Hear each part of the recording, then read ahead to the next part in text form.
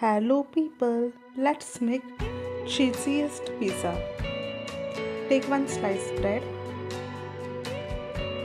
then apply tomato sauce and mayonnaise, spread it well, then place chopped onion,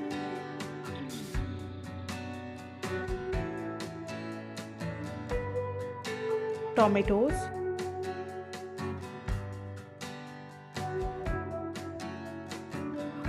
capsicum,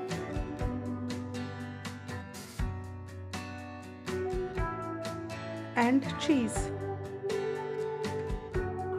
Cover it with another sliced bread and then apply tomato sauce and mayonnaise and repeat the process.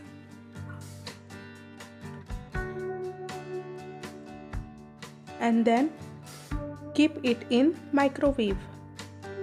And it's ready. Enjoy. If you like this recipe, comment below, share it with your friends, and if you are new, then subscribe.